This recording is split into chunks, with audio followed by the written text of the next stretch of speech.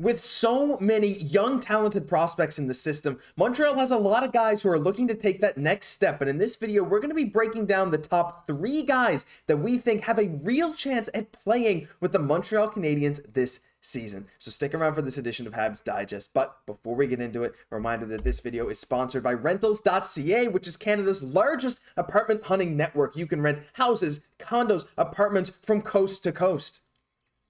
Everywhere in Canada, whether it's from St. John's to Victoria, Rentals.ca has you covered. What's really nice is that their website, very clean, very easy to use, as well as their maps, which are very intuitive, allows you to really select the area that you specifically want in the city of your choice and see great listings there. Yeah, for sure. And you guys have heard us talk about this on the channel before. A quick reminder, like, I've used them, right? I'm in this apartment for a reason. It's thanks to Rentals.ca, and this was well before they sponsored the channel. So it's a company that we support, we have used, we've had good experiences with, and honestly, if it wasn't, we wouldn't be recommending it to you guys. So you guys have probably already seen their billboards all over whatever city you're in, whether it's Toronto, again, Montreal, Vancouver, wherever you are. Rentals.ca has their billboards everywhere because, again, they're Canada-wide. No matter where you are, you can find your next home through Rentals.ca. And if that sounds interesting to you, click the link in the description or in the pinned comment down below and let them know that we sent you.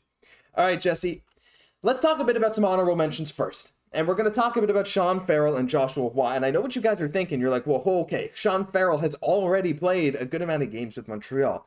Yes, that's true. But I think if the injury situation last year didn't happen, he might not have.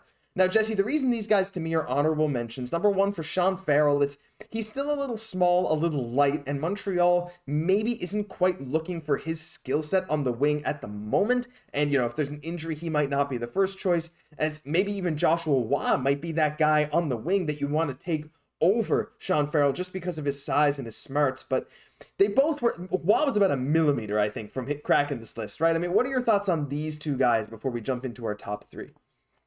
Yeah, well, absolutely. I think it's worth it to have Sean Farrell as honorable mention because when we have so many prospects like we have, it's easy to forget about a couple here and there. And Sean Farrell is absolutely one of those prospects that we should not be forgetting about. Obviously has a lot of offensive talent, still a very young player, right? Yeah. So we see a lot still to come there. But, you know, with Joshua Waugh as well, you know, fans of the channel know I'm definitely a big fan of his game. I think he has the skill. He has that tenacity, a lot of those X factors, which I think, you know, could really make him to be an impact player for the Habs in the future as well. Yeah, the thing with Joshua Waugh is a lot of scouts have said that with Sean Farrell, it's more so his size and, you know, his sort of one-dimensional ability. Relatively, Joshua Waugh, his skating. A lot of scouts seem to say that he needs to improve his foot speed and his skating before making that jump to the NHL level. And I think we feel that keeping him in Laval to work on that before making that jump to the pros in the NHL is probably the best bet for him. But with all that out of the way, let's jump into the first guy that we truly think has a shot at playing a good amount of games with Montreal this year, and that is Owen Beck. Now, this might be surprising to some of you because Owen Beck had a rather lackluster second half to his year last year. He really didn't progress too much in the points department. With Mississauga, he was doing very well, but as soon as he was shipped to Peterborough, he kind of dropped off in his scoring. But the big thing with Owen Beck is that he's not a big scorer. He was the most defensively responsible player on the Mississauga Steelheads, and that held true in Peterborough. He's in constant puck support to the defensive zone. He's amazing at reading plays. He identifies open forwards in front of his own net, doesn't give up chances. His strength defensively lies at defending the blue lines as a forward. Great backender with an active stick. Great ability to pickpocket players. And Jesse, reminder, when he was drafted, he's like, yeah, I was the best at faceoffs in the OHL. I feel like Owen Beck, even if the points weren't there, he played one game with Montreal, his defensive ability, his two-way sort of ability to play, especially at the AHL, OHL level, I think that could translate really well to the pros if the Habs go down a center.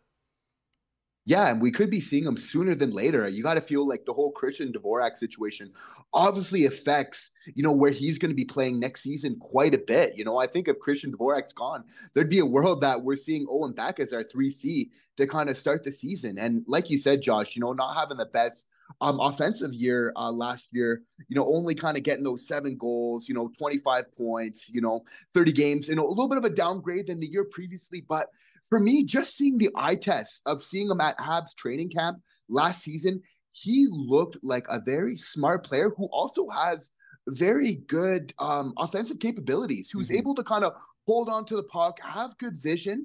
some okay size. And again, at the faceoff dot, having some skills there is definitely something that we could use more of, with the Habs as well. So for all those reasons, I see him projecting to be, a good player, and just kind of rounding out that game. But again, when he's able to offer so much defensively, like I don't want to say a Deneau type, but kind of so strong defensively. Mm-hmm. But, if he could still kind of maybe turn up that offensive sort of the game, that's probably what'll take it to the next level. Yeah, and again, like I just think if a Habs center gets injured, if Evans goes down, knock on wood with another injury or something, Monahan gets injured or something, you need to fill in that center spot.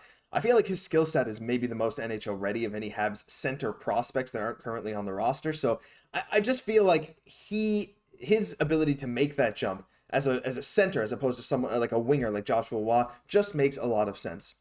Let's jump into number 2. Number 2 for us is Logan Mailloux.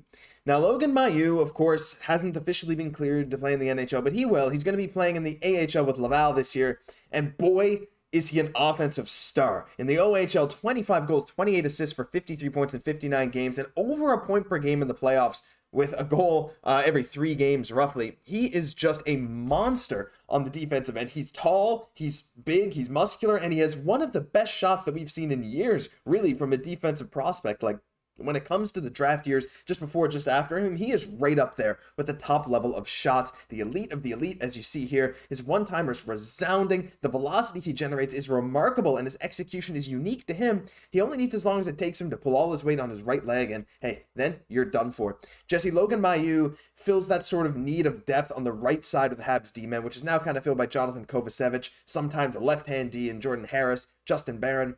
But Logan Mailloux's offensive potential, I think, just makes him, if he can prove himself in the AHL early this season, he might end up getting some power play time with the Habs before the season is out. I definitely, and I could see Logan Mailloux with the Habs a couple months into the season, and if not earlier. And I think definitely by the trade deadline, there's definitely a world where Logan Mailloux could rent David Savard into a trade asset, by that time, right? You got to feel that he's gonna, just further that youth movement even more so. And the way that this just kind of affects our decor going forward with so many of these young prospects, like we're gonna really need to make some big decisions. But again, Mailloux filling a really big hole for us on that right defense. Of course, we have Reinbacher as well, but I mean, having that offensive talent and prowess is obviously amazing to see. And it seems like he's going to have a game that's going to be very translatable to the NHL. Yeah, we hope so. The biggest concern with Logan Mailloux, I think, right now is his defensive ability. And while he looked really good in these Habs scrimmages defensively, he does seem lost sometimes, and that was one of the drawbacks in the OHL. He sometimes makes some poor decisions, but the thing is, he's so big, and with a little bit more discipline, a little bit more, run at the pro level in the AHL, I feel like he'll be able to remedy those, and eventually, if he does, and his shot is as good as he says it is, and as other scouts say it is, I don't see a world where he's not getting at least a handful of games with Montreal before the season is done.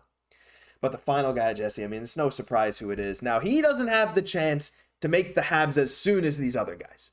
But Lane Hutson, in my mind, without a doubt, when the college season is over, when he's leading Boston University, hopefully to the Frozen Four and to a championship this year, he should make his debut for the Montreal Canadiens. Like a lot of college players before, like we've seen with Jordan Harris, like with Cole Caufield, Lane Hutson is this next guy. 48 points in 39 games in the NCAA, breaking all kinds of NCAA scoring records, looking purely dominant not only on the college scene, but in the Habs scrimmages, even in international tournaments where this recent summer showcase with the Team USA, he might have been the best player on the ice in the most of the games that he played. His skill, his touch, his decision-making, his elusiveness. He had 5 points, including a pair of goals, one which was spectacular. His ability to move pucks up the ice and be a weapon in transition will make him one of USA's most critical players at any position. But not only Team USA, Jesse, for the future of the Montreal Canadiens too. Lane Hutson is so phenomenal. I mean, I would be absolutely shocked if when the NCAA season wasn't over, he was already slotted in to maybe even being our third or maybe even second pair defenseman. Yeah, we're going to see Lane in a Habs uniform this year. And for me, that's one of the most exciting things going into the season. The season's going to fly by. And before you know it, just as Jordan Harris kind of came in after his NCAA season was finished, you got to feel like we'll see Lane doing that same thing. And again, the effect that he's going to have on this decor, there's just so much competition. You got to feel like it's going to be an audition for every spot right from kind of that first day, right? Because if you're bringing Lane into the fold, you already have Guhle, you already have Matheson, not to speak about some other really talented, players as well, right? So all kind of vying for minutes there. And I'm wondering if we wouldn't see, to kind of finish off the year, maybe a line of, we know Mailloux will probably be there by this point.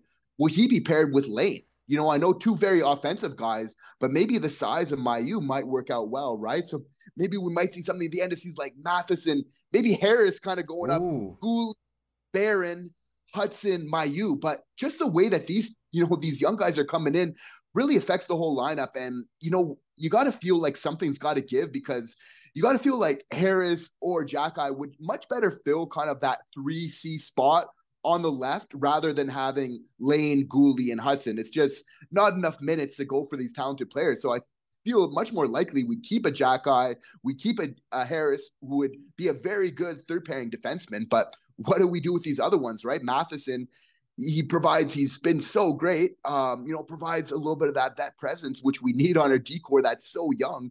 But then you have Guhle as well. But obviously there's no denying Lane Hutson. This is all dependent on what he'll do on the next level. But Lane Hutson's one of those players where he comes to the NHL, like, I don't think he's going to forget how to play hockey. I don't think he's going to stop to know how to move his feet, how to juke players, how to be a cerebral goal-scoring phenom that he is right now, right? So I think that the hype is very real on him. It's becoming a speed game, so on and so forth. And I know we're not used to seeing such small defensemen, right? But I feel like Lane might kind of be, just as with Cole Caufield, seeing those smaller forwards, with Lane Hutson, he might open the door for a lot more smaller, offensively gifted defensemen to come in the league. It's obviously trending that way. Yeah, I mean, there's a few great small defensemen in the league already, too. Someone like Jared Spurgeon, someone like Matt Grzelcyk, right? Guys who just don't have the stature. But Lane Hutson is, again, he's just shown that at every point, he's shown that he is the best player among his peers. I can't wait to see training camp. Not sure if he'll go because of the college season, but we'll have to see. But you're right, Jesse. There's a big problem on defense because it's Matheson, it's Lane, it's Guhle, it's